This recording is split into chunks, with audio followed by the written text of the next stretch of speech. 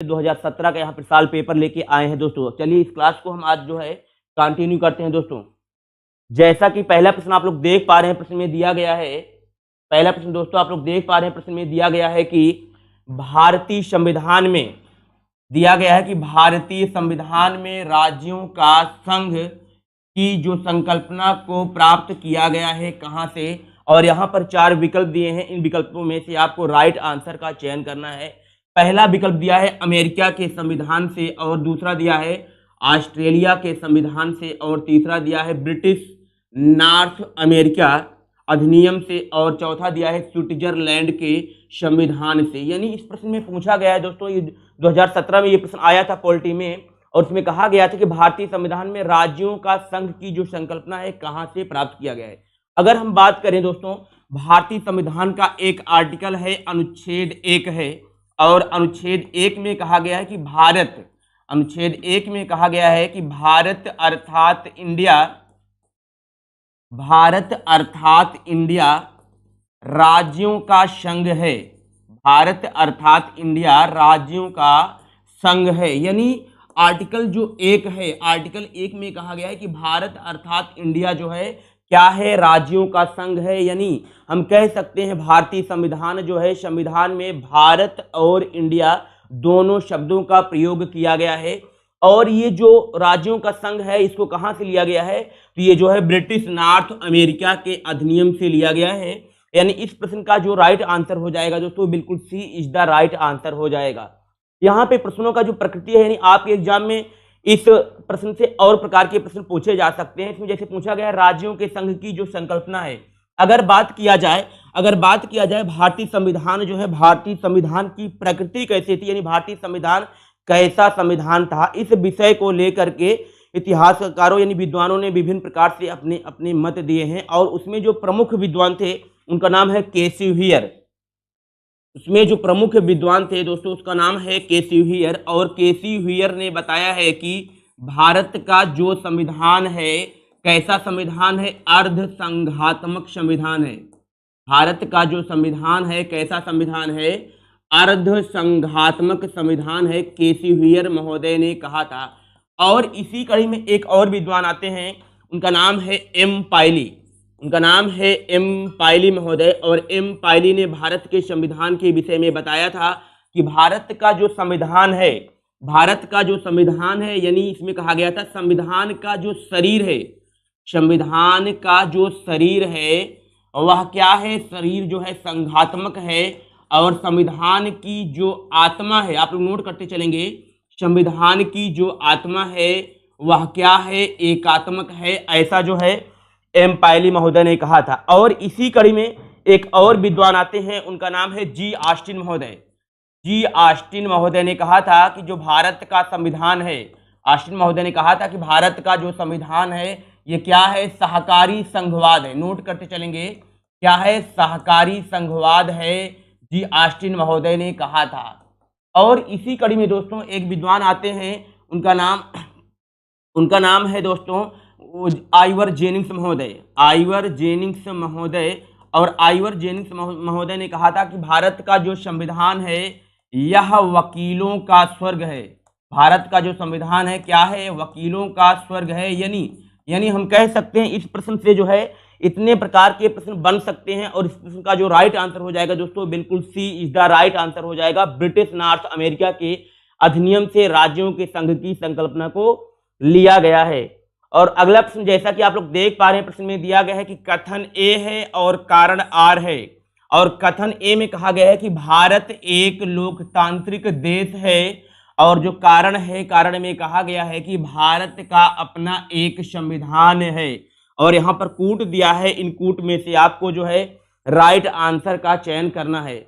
अगर बात किया जाए कि भारत जो है एक लोकतांत्रिक देश है, क्या ये कथन सही दिया गया, तो बिल्कुल जो है कथन सही दिया गया है, क्योंकि भारत का जो संविधान है एक लोकतंत्रात्मक संविधान है। क्योंकि यहाँ का भारत का जो राष्ट्राध्यक्ष होता है वह जनता द्वारा चुना जाता है, और इनका जो कार्यकाल होता है एक निश्चित अवधि के लिए इनका कार्यकाल होता है।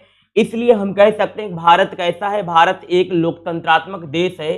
और कारण में दोस्तों कहा गया कि भारत का अपना एक संविधान है, बिल्कुल, क्योंकि भारत देश जो है, भारत का एक अपना संविधान है। और आपको पता है दोस्तों, भारत का जो संविधान है, जो विश्व में सबसे बड़ा संविधान किसका संविधान है? अपने देश का ही संविधान है। अगर बात किया जाए भारत का जो संविधान है, भारत के संविधान में जो मेरा मूल संविधान था, मूल संविधान में जो है 395 आर्टिकल थे और जो है 22 भाग थे, और 22 क्या थे? भाग थे। और बात किया जाए अनुसूची की, तो 8 अनुसूची थी मूल संविधान में। लेकिन अगर वर्तमान में बात किया जाए तो इस 8 अनुसूची की जगह वर्तमान में जो है कुछ संवैधानिक संशोधनों के द्वारा 12 अनुसूची कर दी गई है। लेकिन यही चीज अगर आपके एग्जाम में पूछ लिया जाएगा, गणना की दृष्टि से भारत के संविधान में कितने आर्टिकल हैं या कितने भाग हैं या कितनी अनुसूची है, तो आपको बताना है। गणना की दृष्टि से जो है लगभग 470 अनुच्छेद हैं दोस्तों, और जो है 25 भाग हैं गणना की दृष्टि से, और जो है 12 अनुसूची है। और इस प्रश्न में यानी जो कूट दिए गए, कूट के अकॉर्डिंग देखा जाए दोस्तों, इसका जो राइट आंसर होगा, बिल्कुल, भारत एक लोकतांत्रिक देश है और भारत का अपना एक संविधान भी है। लेकिन कहीं ना कहीं देखा जाए दोस्तों, ए जो है और आर जो है दोनों सत्य हैं, परंतु आर जो है ए की सही व्याख्या नहीं करता है। यानी इस प्रश्न का जो राइट आंसर होगा दोस्तों, बिल्कुल क्या हो जाएगा? B is the right answer हो जाएगा दोस्तों। आप लोग कमेंट करते चले, इस प्रश्न का जो राइट आंसर होगा दोस्तों, बिल्कुल B is the right answer हो जाएगा। चलिए अगले प्रश्न का हम लोग मूल्यांकन करते हैं दोस्तों। अगले प्रश्न में कहा जा रहा है दोस्तों कि निम्नलिखित में से कौन संविधान के अनुच्छेद 21 के दायरे में नहीं आता है? और यहां पर विकल्प दिए गए हैं 4, इन विकल्प में से आपको राइट आंसर का चयन करना है। जैसा कि दोस्तों आपको पता है, आर्टिकल जो 21 है, आर्टिकल 21 में बताया गया है प्राण एवं दैहिक स्वतंत्रता या जीवन का अधिकार है, सभी को पता है। यहाँ पे हम लोग देखेंगे प्रश्नों की प्रकृति कैसे है। और पहला ऑप्शन दिया है, एक चिकित्सक द्वारा घायल को चिकित्सीय सहायता, और दूसरा विकल्प दिया है कार्यस्थल पर महिलाओं का लैंगिक उत्पीड़न, और जो तीसरा ऑप्शन दिया है पानी की गुणवत्ता को दूषित करना, और जो चौथा ऑप्शन दिया है मृत्युदंड दिया है। यानी अगर बात करें जो आर्टिकल 21 है, आर्टिकल 21 के दायरे में कौन कौन से अधिकार नहीं आते हैं, यहां पर आपसे ये पूछा गया है। तो आपको दोस्तों स्मरण रखना है कि जो एम लक्ष्मीकांत की बुक है या जो एनसीईआरटी की जो नया संस्करण की बुक आई है, इसमें आपको आर्टिकल जो 21 है दोस्तों, आर्टिकल 21 के अंदर ही लगभग जो है 37 अधिकार जो है, लगभग जो है 37 अधिकार और बना दिए गए हैं न्यायालय द्वारा दोस्तों। यानी हम बात करें आर्टिकल 21, आर्टिकल जो 21 है दोस्तों, इसमें क्या बताया गया, आप लोग नोट करते चलेंगे दोस्तों। आर्टिकल जो 21 है, इसमें प्राण एवं दैहिक स्वतंत्रता का अधिकार है। प्राण एवं दैहिक स्वतंत्रता का अधिकार जो है आर्टिकल 21 में है। यानी हम कह सकते हैं दोस्तों, अनुच्छेद 21 में कहा गया है कि भारत का जो प्रत्येक नागरिक है, प्रत्येक नागरिक को अपने जीवन का अधिकार है, वह अपने जीवन के अधिकार को बनाए रख सकता है।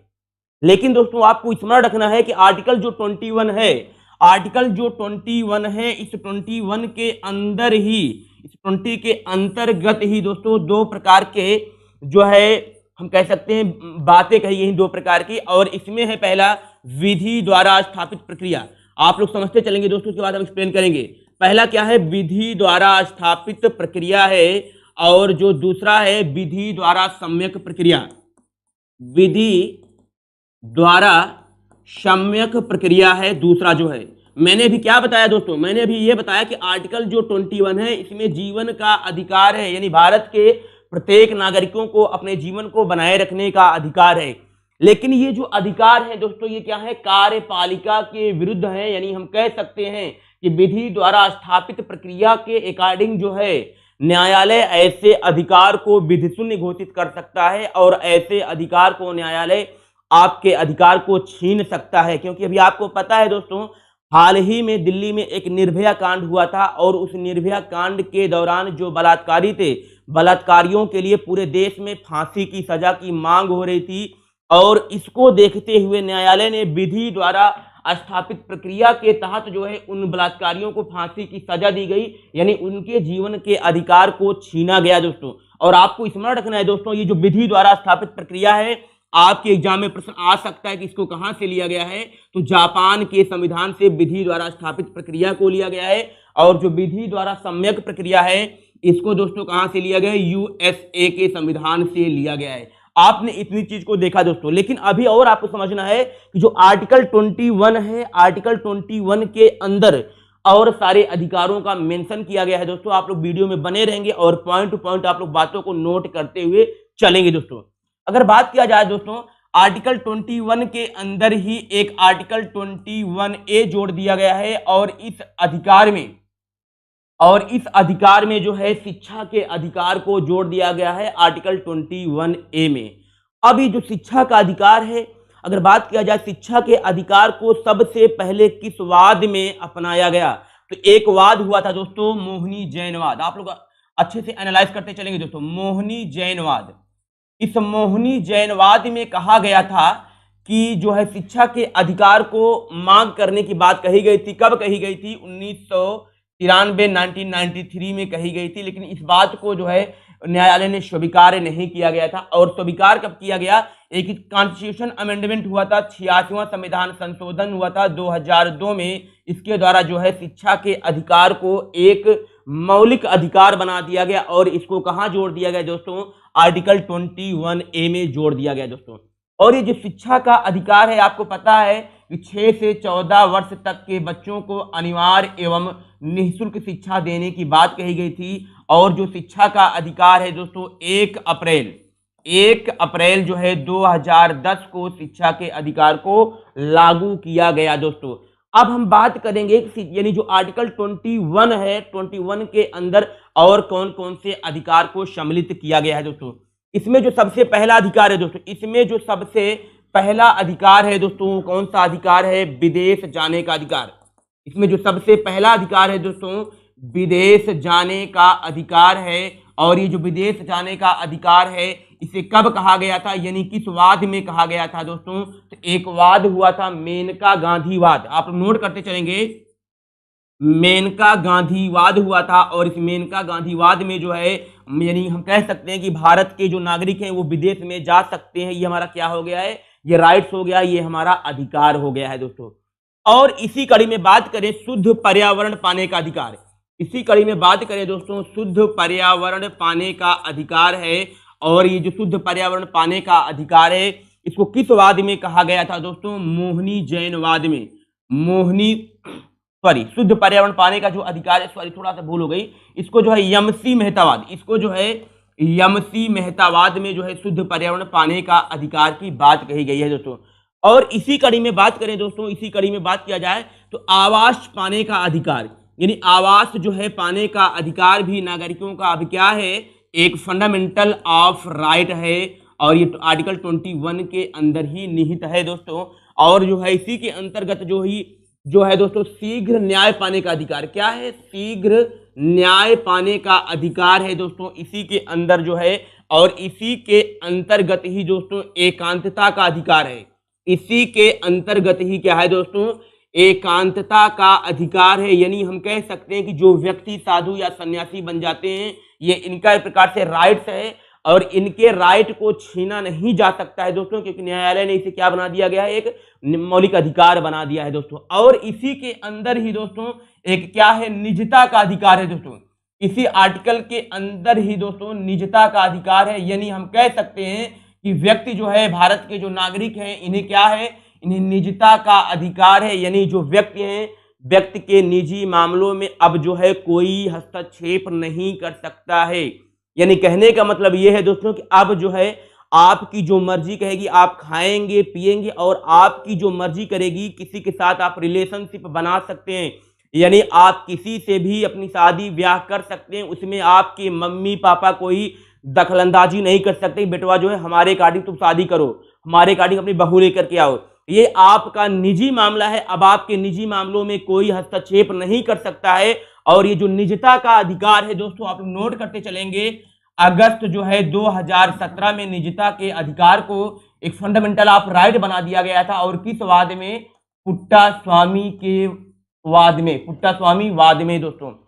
और इसी अधिकार के अंतर्गत ही दोस्तों, इसी अधिकार के अंतर्गत ही दोस्तों काम पाना और मृत्युदंड, इसमें कहा गया है दोस्तों, काम पाना अधिकार जो है, काम पाने का अधिकार जो है एक आपका फंडामेंटल ऑफ राइट नहीं है, और जो है मृत्युदंड का भी अधिकार, आप जो है मृत्युदंड को दोस्तों नहीं कर सकते हैं, आप जो है फांसी जो है यानी आप अपने जीवन को मिटा नहीं सकते, ये आपका अधिकार नहीं है। यानी हम कह सकते हैं दोस्तों, इस प्रश्न का जो राइट आंसर होगा, इस प्रश्न का दोस्तों जो राइट आंसर होगा, मैंने इतना देर से एक्सप्लेन किया ताकि आपके एग्जाम में कहीं से भी किसी भी प्रकार के प्रश्न आए तो आपसे कहीं किसी प्रकार की कोई भूल चूक ना हो दोस्तों, इसलिए मैंने इसको अच्छे से एक्सप्लेन किया। यानी हम कह सकते हैं इस प्रश्न का जो राइट आंसर होगा दोस्तों, बिल्कुल D is the right answer हो जाएगा। मृत्युदंड क्या है, आर्टिकल 21 के दायरे में नहीं आता है दोस्तों। जो भी बच्चे वीडियो में बने हैं दोस्तों, आप लोग कमेंट करते चलेंगे, आप लोग कमेंट करते चलेंगे दोस्तों। चलिए हम अगले प्रश्न का मूल्यांकन करते हैं दोस्तों।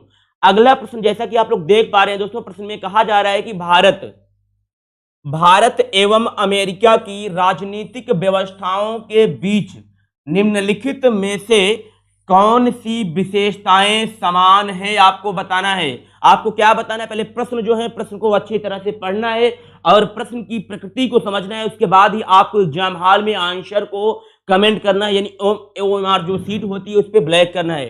कहा जा रहा है दोस्तों, भारत एवं अमेरिका के परिप्रेक्ष्य में बताया जा रहा है कि कौन सी विशेषताएं समान है और आपको बताना है। और यहाँ पे कुछ विकल्प दिए हैं, इन विकल्पों में से आपको राइट आंसर का चयन करना है। उसके बाद यहाँ पे कुछ ऑप्शन दिए, इन ऑप्शन में से आपको राइट आंसर का चयन करना है दोस्तों। अगर इस प्रश्न की दोस्तों बात करें, इसमें जो आपका जो राइट आंसर होगा दोस्तों, इसमें बात किया जाए दोस्तों, क्या होगा।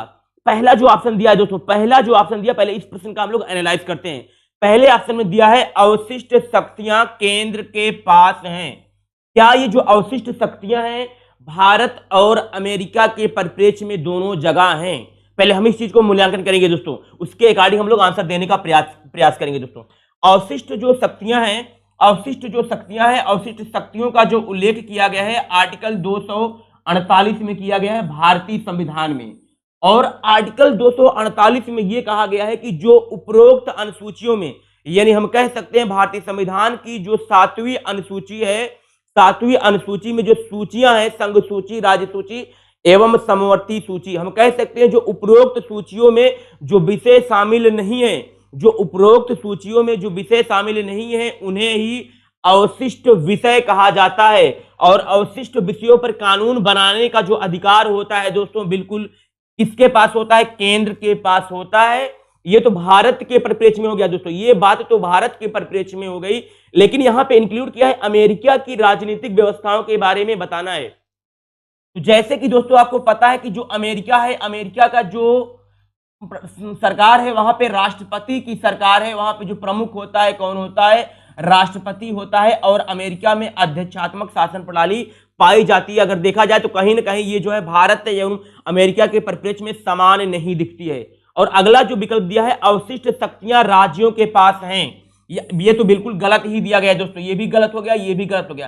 क्योंकि जो अवशिष्ट शक्तियां, मैंने अभी आपको बताया, अवशिष्ट शक्तियों पर किसका अधिकार होता है, सिर्फ और सिर्फ केंद्र का अधिकार होता है। तो ये भी ऑप्शन कहीं ना कहीं गलत हो गया दोस्तों। अगला दिया है राष्ट्रपति के पास पॉकेट वीटो की शक्ति है। बिल्कुल बिल्कुल दोस्तों, देखा जाए तो ये जो पॉकेट वीटो की शक्ति है, कहीं ना कहीं अमेरिका और भारत दोनों के परिप्रेक्ष्य में बिल्कुल तीसरा ऑप्शन सही बैठता है। क्योंकि आर्टिकल, अगर भारत संविधान के परिप्रेक्ष्य में बात किया जाए, भारतीय संविधान के परिप्रेक्ष्य में बात किया जाए, तो आर्टिकल 111 है, यानी आर्टिकल 111 है। और इस 111 में राष्ट्रपति के वीटो पावर के बारे में प्रावधान किया गया है। यानी इसमें यह कहा गया कि यदि कोई विधेयक राष्ट्रपति के पास जाता है, यदि कोई विधेयक जो है राष्ट्रपति के पास जाता है, तो राष्ट्रपति उस विधेयक पर क्या कर सकता है, इकरार कर सकता है। ध्यान से आप लोग समझेंगे दोस्तों, राष्ट्रपति जो है उस विधेयक पर क्या कर सकता है, इकरार कर सकता है और इनकार कर सकता है, इकरार कर सकता है, इनकार कर सकता है, और ना इकरार ना इनकार कर सकता है। और क्या कर सकता है, लास्ट नंबर, मना कर सकता है। और क्या कर सकता है, मना कर सकता है। यानी अभी आप लोग इस बात को व्यवहार में बिल्कुल नहीं समझ पाए, अब आपको समझाते हैं। पहला क्या है, इकरार कर सकता है। इकरार का मतलब यह है कि यदि कोई विधेयक राष्ट्रपति के पास गया तो राष्ट्रपति उस विधेयक को स्वीकार कर सकता है, यानी इकरार कर सकता है, और राष्ट्रपति उस विधेयक पर हस्ताक्षर कर देगा तो वो क्या बन जाएगा, विधेयक कानून बन जाएगा। दोस्तों अगली कंडीशन क्या है, इनकार कर सकता है। उस विधेयक को राष्ट्रपति क्या कर सकता है, इनकार कर सकता है, मना कर सकता है। और मना कर देगा दोस्तों, दोबारा उसके पास जाएगा। कुछ ऐसे विधेयक होते हैं जैसे धन विधेयक होता है, धन विधेयक पर राष्ट्रपति इनकार नहीं कर सकता है, उससे बाध्य है राष्ट्रपति को हस्ताक्षर करना ही पड़ेगा।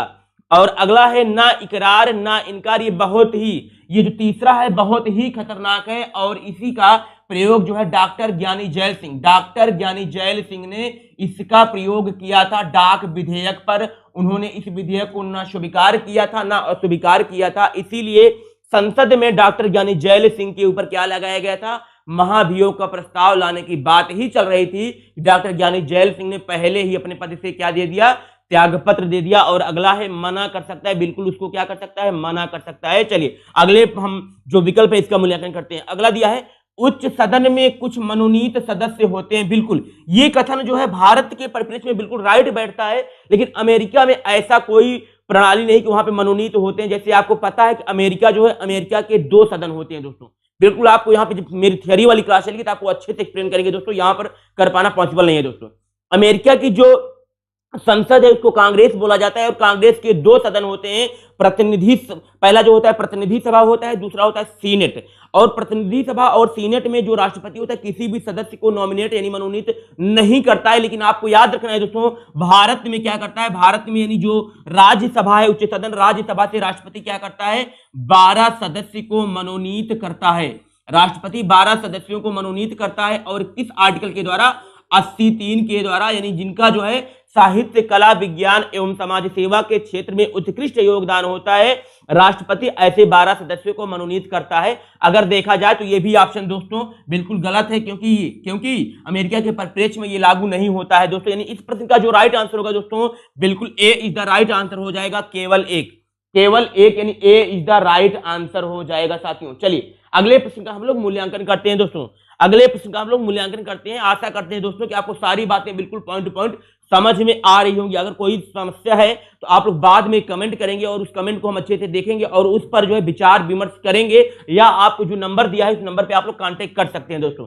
अगला प्रश्न दिया है आपके सामने, लोकसभा का अधिवेशन। ध्यान से आप लोग समझेंगे, प्रश्न में कहा गया है कि लोकसभा का अधिवेशन गठित करने हेतु गणपूर्ति यानी कोरम कितनी है। अभी ये प्रश्न जो है आरओ का जो एग्जाम हुआ था संडे को, ये प्रश्न जो है आरओ का जो एग्जाम हुआ था संडे को, यहां पर जो है इस प्रश्न का जो स्तर है थोड़ा घुमा करके पूछा गया था दोस्तों। और जो लोग दिए हैं एग्जाम को बिल्कुल आपको अच्छे से याद होगा दोस्तों। चलिए इस प्रश्न का हम लोग मूल्यांकन करते हैं, लोकसभा का अधिवेशन या गठित करने तो गणपूर्ति कितनी होनी चाहिए दोस्तों। अगर बात करें गणपूर्ति या कोरम जो है 1/10 है, यानी 1/10 जब 10 सदस्य जो है प्रेजेंट रहेंगे, 1/10 जब 10 सदस्य प्रेजेंट रहेंगे तभी लोकसभा या राज्यसभा, यानी हम कह सकते हैं संसद या राज्य का जो विधानमंडल होता है, दोनों सदन की बैठक तभी हो पाएगी। यानी हम कह सकते हैं दोस्तों, यदि लोकसभा की बैठक करना है तो लोकसभा की, जैसे आपको पता है कि वर्तमान में 545 सदस्य हैं लोकसभा में, इन 545 सदस्यों में से कम 545/10 यानी हम कह सकते हैं जब 54.5 यानी हम कह सकते हैं जब कम से कम जो है 55 सदस्य सदन में उपस्थित होंगे तभी लोकसभा की बैठक हो पाएगी। इसी तरह अगर राज्यसभा की बात किया जाए तो राज्यसभा में कम से कम कितने हो जाएंगे, 250/10 हो जाएगा, यानी कम से कम 25 सदस्य उपस्थित होंगे तब राज्यसभा की बैठक हो पाएगी दोस्तों। यानी इस प्रश्न का जो राइट आंसर होगा दोस्तों, चलिए हम लोग देखते हैं इस प्रश्न का जो राइट आंसर हो जाएगा, सदन के सदस्यों की कुल संख्या का 10वां भाग दोस्तों। बिल्कुल B is the right answer. बिल्कुल दोस्तों क्या हो जाएगा, B is the right answer हो जाएगा। अभी यही प्रश्न जो है दोस्तों आरओ के एग्जाम में घुमा फिरा के क्वेश्चन दिया था कि राज्य विधानमंडल की बैठक कैसे हो सकती है, कम से कम 1/10 सदस्य, अधिक से अधिक 1/10 सदस्य से ऊपर, ऐसे प्रश्न घुमा के दिया गया था और अधिकांश बच्चे कंफ्यूजन हो गए थे दोस्तों। मैं आपको जब थियरी की क्लास लेके आऊंगा दोस्तों, या आपको जो बताया गया कि आप कोर्स को परचेज करेंगे, जो मेरी थियरी वाली क्लास चलेगी आपको अच्छे से डिटेल किया जाएगा दोस्तों, और आपको जो नोट्स प्रोवाइड की जाएगी, मेरा ये दावा है दोस्तों आपके नोट्स से हूबहू प्रश्न आपके एग्जाम में मिलेंगे। जब तक आपको सिलेक्शन नहीं मिलेगा, जब तक आपके हाथ में नियुक्ति पत्र नहीं होगी दोस्तों, तब तक हम, संजय हमारा नाम है, तब तक हम आपके साथ दोस्तों बिल्कुल बने रहेंगे दोस्तों। और पोल्ट्री में किसी प्रकार की कोई समस्या होगी तो आप लोग कांटेक्ट करेंगे दोस्तों मुझसे। बिल्कुल इस प्रश्न का राइट आंसर हो जाएगा दोस्तों, B is the right answer हो जाएगा। चलिए अगले प्रश्न का हम लोग मूल्यांकन करते हैं दोस्तों। प्रश्न में कहा जा रहा है दोस्तों, सूची 1 है और सूची 2 है में सुमेलित कीजिए तथा नीचे दिए गए कूट से सही उत्तर का चयन करना है दोस्तों। इधर सूची 1 दिया है दोस्तों और इधर सूची 2 दिया है। यानी अगर देखा जाए दोस्तों, अभी विगत वर्ष में जो एग्जाम्स कराए गए हैं दोस्तों, अगर वहां पे हम लोग एनालाइज करें, देखिए दोस्तों तैयारी तो सब लोग करते हैं, एग्जाम सब लोग रट्टा मारते हैं, अच्छी अच्छी बुकों को पढ़ते हैं दोस्तों, लेकिन वो सफल नहीं होते दोस्तों। अगर सफल होना है आपको दोस्तों, सबसे पहले एग्जाम का पैटर्न कैसे पूछा जा रहा है और किस प्रकार के प्रश्न आपके एग्जाम में पूछे जा रहे हैं, उन सारे को हमको एनालाइज करना है दोस्तों। मैं अभी आपसे दावा कर रहा हूं दोस्तों कि आरओ का जो एग्जाम हुआ था, वहां पर एक प्रश्न ऐसे ही पूछा गया था कि लोकसभा और राज्यसभा की सीटों के बारे में पूछा गया था दोस्तों। और आप जो है 24 अक्टूबर 2021 को जो आपका पीसीएस प्री का एग्जाम हुआ था, वहां भी ऐसे ही प्रश्न एक पूछा गया था कि वर्तमान में राज्यसभा में कौन सी कहां कितनी सीटें हैं दोस्तों। चलिए इस प्रश्न का हम लोग मूल्यांकन करते हैं दोस्तों। दिया है गुजरात, दिया है कर्नाटक, दिया है केरल, दिया है और उड़ीसा दिया है, और आपको बताना है कहां पर कितनी सीटें हैं दोस्तों, कहां पर जो है कितनी सीटें हैं दोस्तों। अगर बात किया जाए दोस्तों, जो गुजरात है, गुजरात में अगर बात किया जाए तो वर्तमान में जो है गुजरात में जो है 11 सीटें हैं। वर्तमान में जो है गुजरात में कितनी सीटें हैं दोस्तों, 11 सीटें हैं। किसकी सीटें हैं 11 सीटें? राज्यसभा की जो है वर्तमान में 11 सीटें हैं। और इसी कड़ी में बात किया जाए जो कर्नाटक है दोस्तों, यानी जो कर्नाटक है, एक बार आप कमेंट कुछ करते हैं, जो कर्नाटक है दोस्तों, कर्नाटक में कितनी सीटें हैं दोस्तों? 12 सीटें जो हैं कर्नाटक में हैं दोस्तों। और इसी कड़ी में बात किया जाए केरल जो है दोस्तों, आपको पता है केरल में सबसे कम सीटें, आपके कमेंट को देख रहे हैं दोस्तों, केरल में जो है 9 सीट है। केरल में कितनी सीटें हैं? 9 सीटें हैं दोस्तों राज्यसभा की। और जो है उड़ीसा में बात किया जाए तो उड़ीसा में 10 सीटें हैं। यानी हम कह सकते हैं ए का जो है दोस्तों क्या हो गया, ए का 2 हो गया, और दोस्तों बी जो है बी का हो गया दोस्तों 3 हो गया, और जो सी है दोस्तों केरल का क्या हो गया 1 हो गया, और जो उड़ीसा है उड़ीसा का 4 हो गया दोस्तों। यानी हम कह सकते हैं इस प्रश्न का जो राइट आंसर होगा दोस्तों 2 3 1 4, 2 3 1 4। यानी हम कह सकते हैं दोस्तों C is the right answer, C is the right answer हो जाएगा दोस्तों। चलिए अगले प्रश्न का हम लोग मूल्यांकन करते हैं और समझने का प्रयास करते हैं दोस्तों कि जो विगत वर्ष में एग्जाम हुए कैसे प्रश्न आ रहे हैं, ताकि आपका सिलेक्शन अब की बार आपका जो मिशन है, जो लक्ष्य है दोस्तों 2022 में आप लोग अधिकारी बिल्कुल बन जाए दोस्तों। इसी प्रयास में दोस्तों हमारा जो चैनल है बिल्कुल आपके साथ लगा हुआ है दोस्तों। और अगले प्रश्न को हम लोग देखने का प्रयास करते हैं दोस्तों। अगले प्रश्न में कहा जा रहा है दोस्तों कि प्रोटेम स्पीकर, प्रश्न में कहा जा रहा है दोस्तों प्रोटेम स्पीकर जो है सामान्यतः किसे नियुक्त किया जाता है दोस्तों। और यहां पर कुछ विकल्प दिए हैं, इन विकल्प में से आपको राइट आंसर का चयन करना है। तो सबसे पहले साथियों यहां पर हमारे सामने ये निकल के आता है कि सबसे पहले हम लोग जानेंगे दोस्तों प्रोटेम स्पीकर होता क्या है। पहले हम विकल्प को देख सकते हैं दोस्तों। पहला जो विकल्प दिया है पिछली लोकसभा के अध्यक्ष को, और जो अगला विकल्प दिया है पिछली लोकसभा के उपाध्यक्ष को, और दिया है नवनिर्वाचित लोकसभा के वरिष्ठतम सदस्यों में से एक को, और दिया है पिछली लोकसभा के विपक्ष के नेता को। तो यहाँ पे बिल्कुल आपको सब कुछ आ रहा है दोस्तों, आपने अच्छे से एनालाइज किया भी होगा। लेकिन हम लोग समझते हैं, पहले देखते हैं कि वरिष्ठ यानी जो प्रोटेम स्पीकर होता है ये होते क्या है दोस्तों। अगर बात किया जाए प्रोटेम स्पीकर की, तो आप लोग थोड़ा समझेंगे दोस्तों। जो प्रोटेम स्पीकर होते हैं ये 2 प्रकार के होते हैं। प्रोटेम जो स्पीकर होते हैं ये 2 प्रकार के होते हैं। एक हम कह सकते हैं राज्यसभा से, एक हम कह सकते हैं दोस्तों जो प्रोटेम स्पीकर होते हैं राज्यसभा से। पहले आप लोग देखेंगे दोस्तों, अभी सब कुछ समझेंगे कहानी। पहले राज्यसभा से हो जाएंगे, और जो दूसरे हो जाएंगे दोस्तों लोकसभा से हो जाएंगे। और आपको पता है दोस्तों राज्यसभा का जो प्रोटेम स्पीकर होगा, राज्यसभा का जो प्रोटेम स्पीकर होता है सभापति, राज्यसभा का जो प्रोटेम स्पीकर होता है सभापति होता है, और लोकसभा का जो प्रोटेम स्पीकर होता है लोकसभा अध्यक्ष होता है, लोकसभा अध्यक्ष होगा दोस्तों। और अगर सभापति नहीं है तो राज्यसभा जो है, राज्यसभा की अध्यक्षता कौन करेगा? उपसभापति। राज्यसभा की जो अध्यक्षता है उपसभापति करेगा। और अध्यक्ष भी नहीं है तो जो है लोकसभा की अध्यक्षता उपाध्यक्ष करेगा।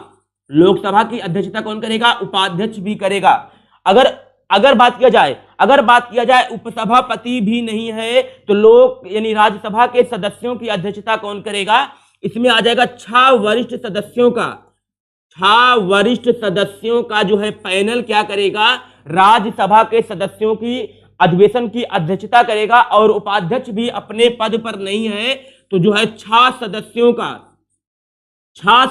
का वरिष्ठ सदस्यों का पैनल, 6 सदस्यों के वरिष्ठ सदस्यों का पैनल जो है क्या करेगा? लोकसभा के अधिवेशन की अध्यक्षता करेगा। यानी हम कह सकते हैं कि जो वरिष्ठ सदस्य होता है, यानी जो प्रोटेम स्पीकर होता है, प्रोटेम स्पीकर जो होता है दोस्तों, वरिष्ठ सदस्य को ही प्रोटेम स्पीकर बोला जाता है। और जो प्रोटेम स्पीकर होता है दोस्तों क्या करता है? ये सदनों के अधिवेशन की अध्यक्षता करता है। और राज्यसभा की स्थिति में जो अध्यक्ष होता है, जो राज्यसभा की स्थिति में जो अध्यक्षता करेगा सभापति करेगा। और सभापति नहीं है तो उपसभापति, और उपसभापति नहीं तो 6 वरिष्ठ सदस्यों का पैनल करेगा। यानी हम आशा करते हैं दोस्तों आपको सारी बातें हूबहू बिल्कुल समझ में आ रही होंगी दोस्तों। चलिए अगले प्रश्न का हम लोग मूल्यांकन करते हैं। एक बार आप कमेंट को चेक करते हैं। बिल्कुल दीपक यादव जी, मोनी जी, सभी का स्वागत है। प्रभाकर जी बिल्कुल, चलिए बहुत ही बढ़िया। चलिए अगले प्रश्न का हम लोग मूल्यांकन करते हैं दोस्तों। 2017 में कौन सा प्रश्न आया हुआ था? और अगला प्रश्न है दोस्तों, राज्यसभा का सर्वप्रथम गठन किस वर्ष में हुआ? और विकल्प दिया गया है दोस्तों 1950, 1950 दिया है, 1951 दिया है, 1952 दिया है और 1953 दिया है। और आपसे पूछा गया है दोस्तों राज्यसभा का गठन जो है कब किया गया था? अगर इस प्रश्न के बारे में हम बात करें दोस्तों, अगर इस प्रश्न के बारे में दोस्तों बात किया जाए, यानी जो संसद है, यानी जो भारत की जो संसद है, संसद का जो गठन किया गया था मई 1952 में जो है संसद का गठन किया गया था। और मई 1952 में ही संसद के सबसे पहले चुनाव कराए गए थे। यानी ये प्रश्न तो बहुत ही आसान आया था। यानी इस प्रश्न का जो राइट आंसर हो जाएगा, बिल्कुल आपको पता है दोस्तों, क्या हो जाएगा? 1952, 1952 हो जाएगा। और दोस्तों अगर बात करें 1952 में एक और कुछ ना कुछ राजनीतिक कुछ घटना हुई थी संविधान से रिलेटेड, तो आपको बता दें दोस्तों, आपको याद दिला दें 1952 में ही दोस्तों, 1952 में ही अक्टूबर 1952 में क्या किया गया था? सामुदायिक विकास कार्यक्रम योजना। नोट कर लेंगे दोस्तों आप लोग, सामुदायिक विकास कार्यक्रम योजना, सामुदायिक विकास कार्यक्रम योजना की स्थापना जो है अक्टूबर 1952 में की गई थी। और आपको बताया गया था जब पंचायती राज व्यवस्था का जो इतिहास क्रम था, यानी स्थानीय स्वशासन का जो इतिहास था, उसमें सबसे पहली जो घटना हुई थी अक्टूबर 1952 में सामुदायिक विकास कार्यक्रम की स्थापना की गई थी। और ये जो योजना थी, इस योजना को तकनीकी सहायता अमेरिका ने दिया था। और ये जो योजना है अमेरिका के ब्लॉक मॉडल पर आधारित थी, लेकिन ये जो योजना थी असफल योजना थी। इस प्रश्न को मेरा बताने का मेन उद्देश्य ये था दोस्तों, ये जो प्रश्न है आप पेपर उठा के देखेंगे, आरओ एआरओ के एग्जाम में आया था। और जो यूपीएससी का, यानी जो यूपी पीसीएस का एग्जाम होता है 24 अक्टूबर को, वहां भी ये डायरेक्टली प्रश्न नहीं पूछा गया था, लेकिन वहां पे जो है कुछ विकल्प दिए गए और कूट दिया गया, तो कूट में से आपको मिलान करना था। वहां पे ये प्रश्न आया था दोस्तों, आप पेपर उठा के देखेंगे और आपको अच्छे से याद आ जाएगा दोस्तों। चलिए इस प्रश्न का राइट आंसर दोस्तों क्या हो गया? सी इज द राइट आंसर हो गया दोस्तों। चलिए बिल्कुल दीपक यादव जी। चलिए अगले प्रश्न का हम लोग मूल्यांकन करते हैं दोस्तों। अगले प्रश्न में कहा जा रहा है दोस्तों कि निम्नलिखित में से कौन जो है संसद सदस्यों का सामूहिक विशेषाधिकार नहीं है? और यहां पर कुछ विकल्प दिए हैं, इन विकल्पों में से आपको राइट आंसर का चयन करना है। यानी जो संसद के सदस्यों के सामूहिक विशेषाधिकार नहीं है, फटाफट आप लोग कमेंट करके बताएंगे दोस्तों इसका राइट आंसर क्या होगा। इसका जो है राइट आंसर क्या होगा दोस्तों? अगर बात करें संसद के सदस्यों के जो सामूहिक विशेषाधिकार हैं, इनमें से जो है कौन सा शामिल नहीं होगा? इसके परिप्रेक्ष्य में अगर बात करें, यहाँ पे जो विकल्प दिया है, पहला दिया है चर्चा एवं प्रक्रिया की स्वतंत्रता, और दिया है संसद के आंतरिक विषयों के संचालन का अधिकार, और दिया है साक्षी के रूप में उपस्थित होने से स्वतंत्रता, और दिया है अपरिचितों को सदन से बाहर रखने का विशेषाधिकार। यानी इस प्रश्न का जो है राइट आंसर क्या होगा दोस्तों? बिल्कुल आप लोग देख सकते हैं, पहला जो ऑप्शन दिया है चर्चा एवं प्रक्रिया की स्वतंत्रता, और दिया है संसद के आंतरिक विषयों के संचालन का अधिकार, साक्षी के रूप में उपस्थिति एवं स्वतंत्रता का अधिकार है, अपरिचितों को सदन से बाहर रखने का विशेषाधिकार। यानी इसके अंतर्गत आपको बताना सामूहिक विशेषाधिकार कौन सा नहीं है। सामूहिक विशेषाधिकार कौन सा नहीं है? तो बिल्कुल इसका जो राइट आंसर हो जाएगा दोस्तों, बिल्कुल क्या हो जाएगा? संसद के आंतरिक विषयों, चर्चा एवं प्रक्रिया की स्वतंत्रता। बिल्कुल ए इज द राइट आंसर हो जाएगा दोस्तों। इस प्रश्न का जो राइट आंसर होगा दोस्तों, बिल्कुल ए इज द राइट आंसर होगा दोस्तों। फटाफट आप लोग कमेंट करते चलें, ए इज द राइट आंसर होगा दोस्तों। अगर बात किया जाए दोस्तों ये कैसे हो रहा है, ये कैसे हो रहा है दोस्तों, आपको पता है दोस्तों, संसद के जो विशेषाधिकार हैं ये दो प्रकार से होते हैं। ये कितने प्रकार के होते हैं? दो प्रकार के होते हैं दोस्तों। पहला जो होता है वह होता है सामूहिक विशेषाधिकार, और जो दूसरा होता है दोस्तों क्या होता है? व्यक्तिगत विशेषाधिकार। दूसरा जो होता है व्यक्तिगत विशेषाधिकार होता है, और ये जो सामूहिक विशेषाधिकार होता है इसमें जो संसद के सदस्य होते हैं उन्हें कुछ सामूहिक विशेषाधिकार प्राप्त हैं। जैसे हम कह सकते हैं कि संसद के सदस्यों को संसद के अधिवेशन के 60 दिन पहले और 60 दिन बाद तक जो है, सॉरी, संसद के सदस्यों को 40 दिन पहले और 40 दिन बाद तक गिरफ्तार नहीं किया जा सकता है। और जो संसद के सदस्य होते हैं, और ये जो संसद के सदस्य होते हैं, यदि कोई संसद में कोई सदस्य बैठा है तो जो है उससे जो है अपरिचित को बाहर जाने का आदेश दे सकते हैं। यानी इस अधिकार के अंतर्गत दोस्तों बहुत से अधिकार आते हैं। आपको जो थ्योरी की क्लास चलेगी तो वहां पे अच्छे से हम एक्सप्लेन करेंगे दोस्तों। और अगला प्रश्न में कहा जा रहा है, निम्नलिखित कथनों पर विचार कीजिए तथा नीचे दिए गए कूट से अपना उत्तर चुनिए। और यहाँ पर पहला कथन दिया है, दूसरा कथन दिया है, तीसरा कथन दिया है और चौथा कथन दिया है, और यहाँ पर कूट दिया है। इन कूट में से आपको जो है राइट आंसर का चयन करना है। फटाफट दोस्तों जो लोग वीडियो में दोस्तों बने हैं आप लोग कमेंट करके बताएं, आप लोग कमेंट करके बताएं दोस्तों इस प्रश्न का जो है राइट आंसर क्या होगा। चलिए बात करते हैं दोस्तों। पहला जो दिया है कथन, इसमें दिया है राज्यपाल को उच्च न्यायालय के न्यायाधीश की नियुक्ति का अधिकार नहीं है, और दूसरा दिया है वह जो है विधानमंडल का हिस्सा नहीं है। अगर पहले प्रश्न की बात करें दोस्तों, अगर पहले जो कथन दिया है, पहले कथन की बात किया जाए दोस्तों कि क्या ये सही है, राज्यपाल जो है, राज्यपाल को उच्च न्यायालय के न्यायाधीशों की नियुक्ति का अधिकार नहीं है दोस्तों, बिल्कुल ये दोस्तों क्या है, बिल्कुल गलत दिया गया है। क्योंकि आपको पता है दोस्तों, निम्नलिखित कथनों पर विचार कीजिए तथा नीचे दिए कूट में से अपना उत्तर जो है चुनना है। और यहाँ पे क्या दिया है, कौन से कथन इसमें आपको बताना है सही है, कौन से कथन दोस्तों सही है। कहीं ना कहीं थोड़ा सा इसमें कुछ त्रुटि हुई है, क्या प्रश्न मिस्टेक हुआ है क्या सपने में दोस्तों? बिल्कुल सही है, सही है दोस्तों। अगर बात किया जाए दोस्तों कि राज्यपाल जो है उच्च न्यायालय के न्यायाधीशों की नियुक्ति का अधिकार नहीं है दोस्तों, बिल्कुल नहीं है। क्योंकि दोस्तों जो हाई कोर्ट होता है, जो हाई कोर्ट के न्यायाधीश होते हैं, इनकी जो नियुक्ति करने का जो अधिकार है दोस्तों कौन करता है? राष्ट्रपति करता है। नियुक्ति कौन करता है दोस्तों? राष्ट्रपति करता है।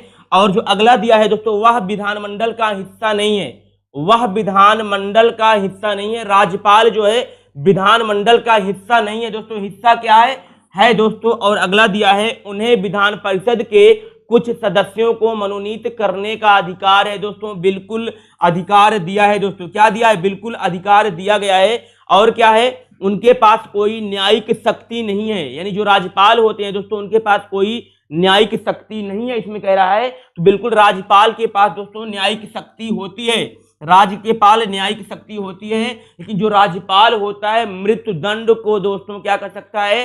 क्षमा नहीं कर सकता है दोस्तों। यानी इस प्रश्न का जो राइट आंसर होगा दोस्तों, बिल्कुल बी राइट आंसर हो जाएगा दोस्तों, बी राइट आंसर हो जाएगा। और अगले प्रश्न का हम लोग मूल्यांकन करते हैं दोस्तों। प्रश्न में कहा जा रहा है दोस्तों कि राज्यसभा द्वारा संविधान के आर्टिकल 249 के अंतर्गत पारित संकल्प, जिसके द्वारा संसद को राज्य सूची के विषय पर राष्ट्रीय हित में विधि निर्मित करने का अधिकार दिया गया हो, प्रवृत्त रहेगा। और यहाँ पे कुछ विकल्प हैं, इन विकल्प में से आपको राइट आंसर का चयन करना है दोस्तों। अगर इस प्रश्न की बात करें, ये जो प्रश्न आया है अभी हाल ही में RO का एग्जाम जो हुआ था, मैं आपको लिख के दे रहा हूं, दोस्तों। RO का जो एग्जाम हुआ था वहां पर पूछा गया था कि जो है, यदि पूछा गया था दोस्तों कि एक प्रश्न ये आया था कि यदि कोई अंतरराष्ट्रीय, प्रश्न ये आया था दोस्तों, जो RO का एग्जाम हुआ था दोस्तों, यहाँ पे प्रश्न ये आया था कि यदि किसी राज्य सूची के विषय पर कोई अंतरराष्ट्रीय संधि होती है तो किस आर्टिकल के तहत जो है उस पर कानून बनाने का अधिकार केंद्र का होगा। यह प्रश्न आया था दोस्तों, और इसका जो आंसर होता है दोस्तों क्या होता? आर्टिकल 253 होता। और इस प्रश्न के अकॉर्डिंग इसमें पूछा है आर्टिकल 249 पूछा है। इसमें आपको राइट आंसर कमेंट करना है दोस्तों। आप लोग कमेंट करके बताएं, इसमें आप लोग कमेंट करके बताएं दोस्तों राइट आंसर क्या होगा दोस्तों। आप लोग कमेंट करके बताएं दोस्तों इसका राइट आंसर क्या होगा दोस्तों। बिल्कुल इसका जो राइट आंसर होगा सी इज द राइट आंसर हो जाएगा। 1 वर्ष से अधिक नहीं होगा, 1 वर्ष से अधिक नहीं होगा, यानी सी इज द राइट आंसर हो जाएगा। यानी इस प्रश्न को आपको हम अच्छे से एनालाइज कराते हैं दोस्तों। आप लोग वीडियो में बने रहेंगे और नोट आप लोग पॉइंट नोट करते चलेंगे दोस्तों। अगर बात करें यानी इसमें कुछ अपवाद हैं, इसमें कुछ अपवाद हैं। जैसे आपको पता है दोस्तों कि जो राज्य सूची होती है, राज्य सूची पर कानून बनाने का अधिकार किसको होता है दोस्तों? राज्यसभा को होता है। राज्य सूची के विषय पर कानून बनाने का अधिकार किसको होता है? राज्य को होता है। लेकिन कुछ टर्म और कंडीशंस हैं, इसमें राज्य को ना देकर के दोस्तों विषय यानी कानून बनाने का अधिकार किसको दे दिया जाता है? केंद्र सरकार को दे दिया जाता है। और इसके अंतर्गत जो है कुछ अपवाद हैं। जैसे पहला जो अपवाद था आर्टिकल 249 है, और आर्टिकल 249 में यह कहा गया है कि यदि जो है राज्यसभा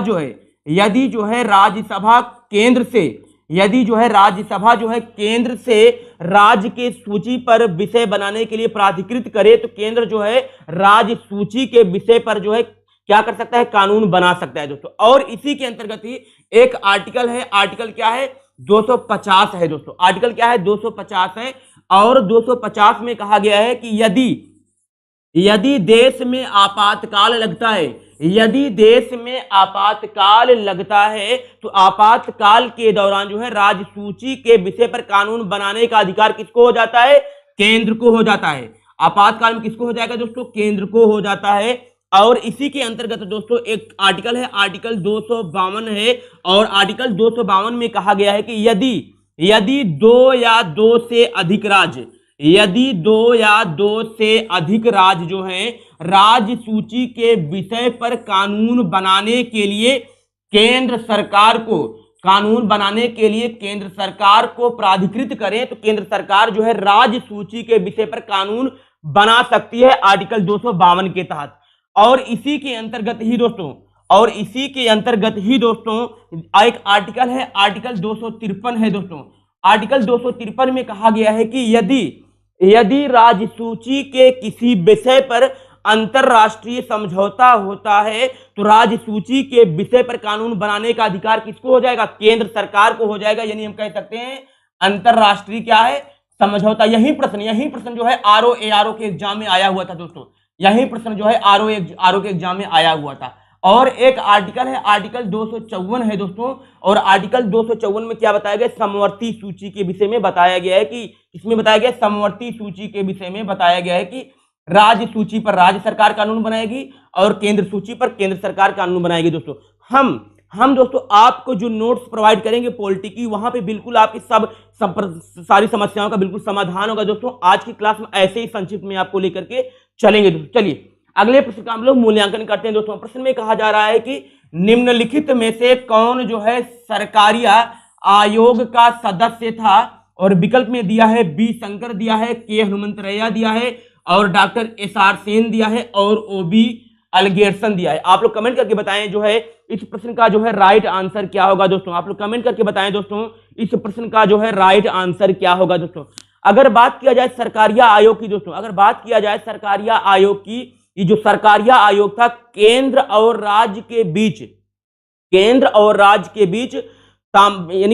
राज्य के बीच वैमनस्य को जो है जो विवाद है उस विवाद को जो है कम करने के लिए जो है सरकारिया आयोग का गठन किया गया था। और केंद्र और राज्य के बीच सबसे बड़ा आयोग यही माना जाता है। और ये जो सरकारिया आयोग है इसके परिप्रेक्ष्य में जो आपका राइट आंसर होगा दोस्तों बिल्कुल सी इज द राइट आंसर हो जाएगा। Doctor SR. सेन जो है सरकारिया आयोग के सदस्य थे। और जो हनुमंतरैया दिया है विकल्प में दिया है, हनुमंतरैया दोस्तों बिल्कुल आपको पता है एक गठित किया गया था प्रशासनिक सुधार आयोग गठित किया गया था। इनके सदस्यों में क्या थे? के हनुमंतरैया थे। और इसका जो गठन है दोस्तों 1966 में किया गया था, पहला जो प्रशासनिक सुधार आयोग था। और जो दूसरा प्रशासनिक सुधार आयोग है 2005 में गठित किया गया था। यानी इस प्रश्न का जो राइट आंसर होगा दोस्तों बिल्कुल सी इज द राइट आंसर हो जाएगा दोस्तों। चलिए अगले प्रश्न का हम लोग मूल्यांकन करते हैं दोस्तों। अगले प्रश्न में कहा जा रहा है दोस्तों कि निम्नलिखित में से कौन जो है अंतरराज्यीय परिषद का गठन करने के लिए अधिकृत है? संसद दिया है, राष्ट्रपति दिया है, लोकसभा के अध्यक्ष दिया है, प्रधानमंत्री दिया है। और दोस्तों आपको पता है कि आर्टिकल जो 263 है। आर्टिकल 263 में कहा गया है कि राष्ट्रपति, भारत का जो राष्ट्रपति है, एक अंतरराज्यीय परिषद का गठन कर सकता है। और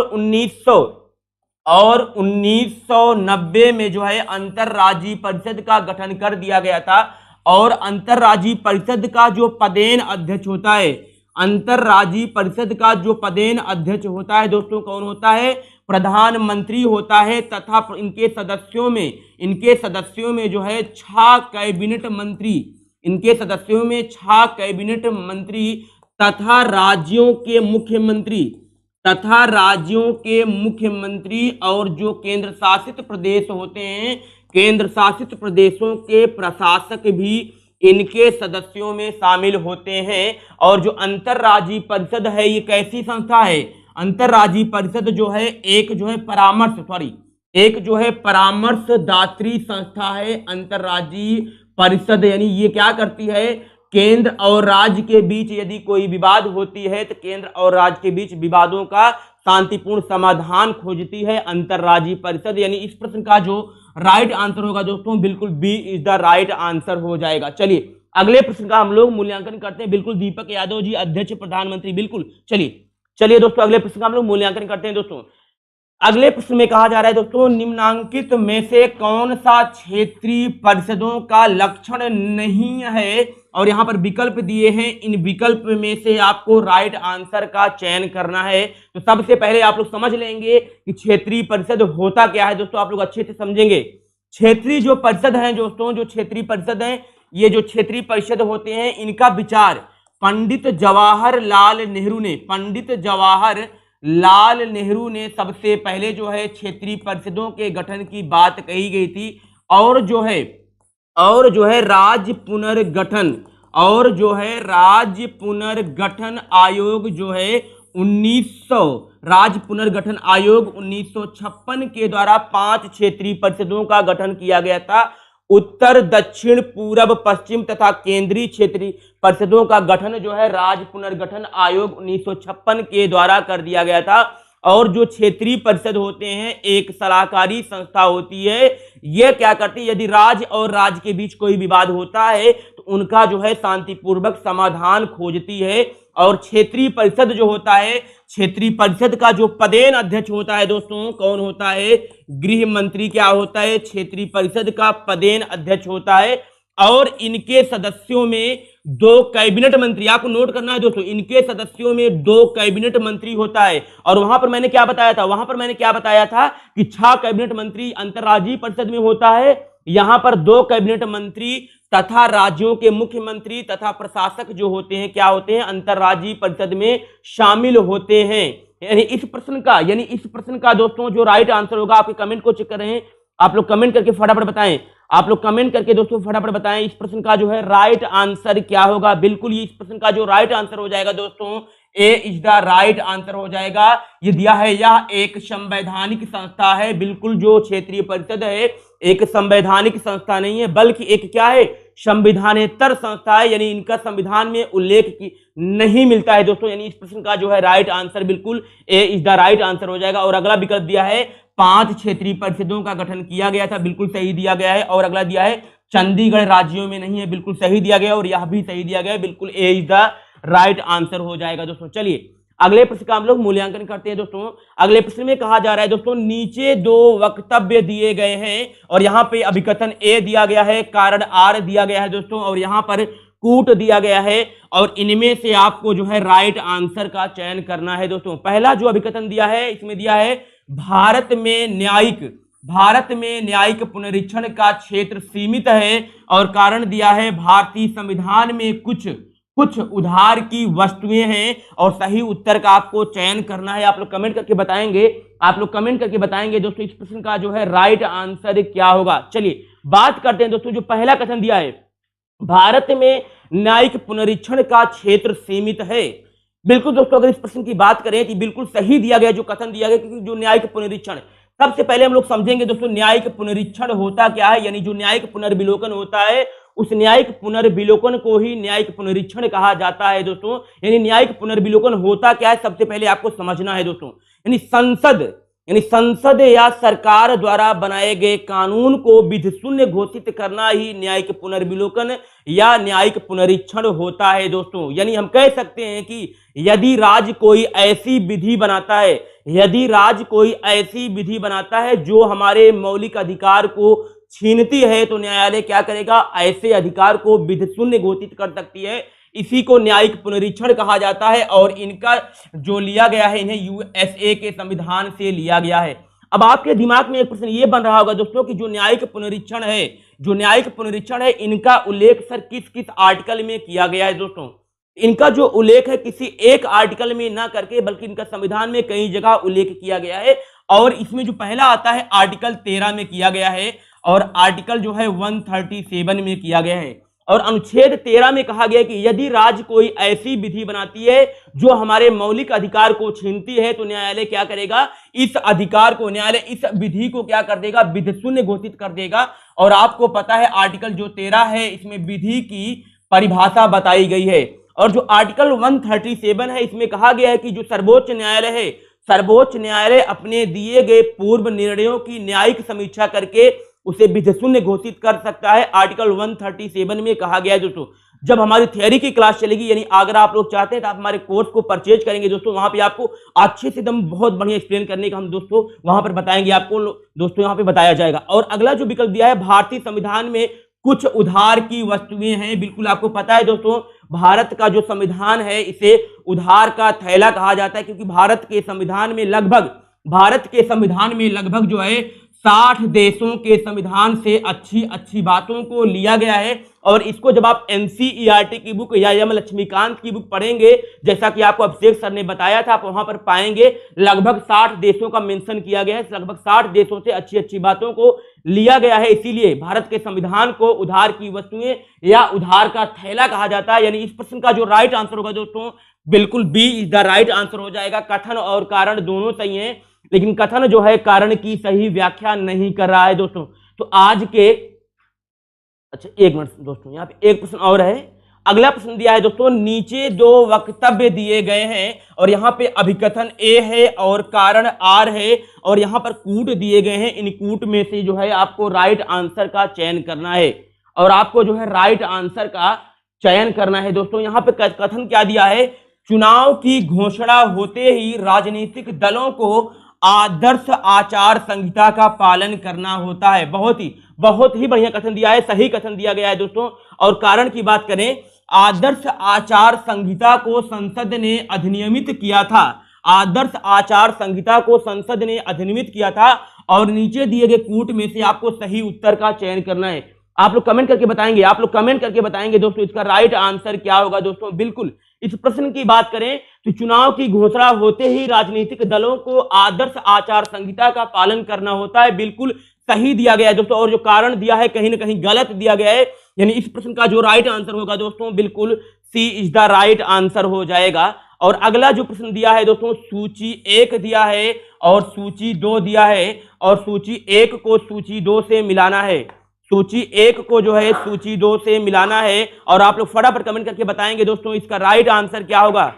इसका राइट आंसर क्या होगा, इसका राइट आंसर क्या होगा, आप लोग कमेंट करके बताएं।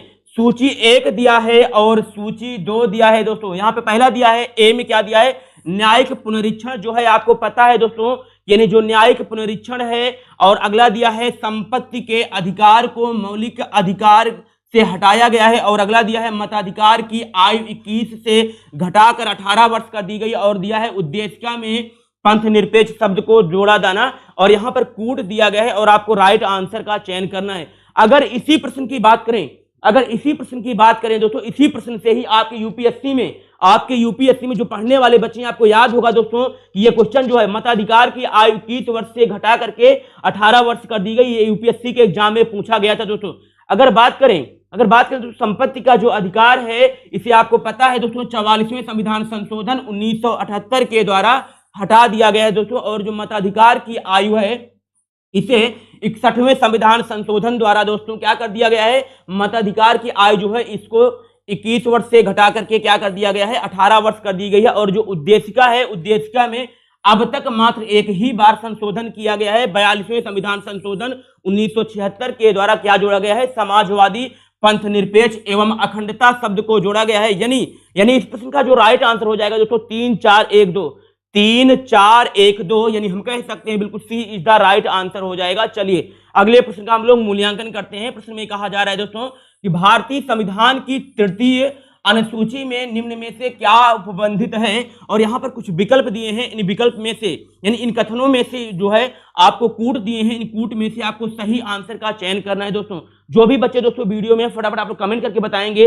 इस प्रश्न का जो है राइट आंसर क्या होगा, फटाफट आप लोग कमेंट करके बताएंगे दोस्तों इस प्रश्न का जो है राइट आंसर क्या होगा। दोस्तों चलिए अगर बात किया जाए दोस्तों भारतीय संविधान की जो तृतीय अनुसूची है, तृतीय अनुसूची में शपथ के बारे में बताया गया, यानी शपथ, तृतीय अनुसूची में शपथ के बारे में बताया गया। अब आपको याद कैसे होगा कि तृतीय अनुसूची में शपथ का प्रावधान किया गया, जैसे आपको पता है दोस्तों तृतीय में 3 शब्द देखने को मिल रहा है, 1 2 3 मिल रहा है, वैसे शपथ में 3 शब्द देखने को मिल रहा है। इसके अकॉर्डिंग आप लोग याद कर सकते हैं तृतीय अनुसूची में शपथ के बारे में उल्लेख किया गया है। बिल्कुल इस प्रश्न का जो राइट आंसर होगा दोस्तों बिल्कुल क्या हो जाएगा, डी राइट आंसर हो जाएगा।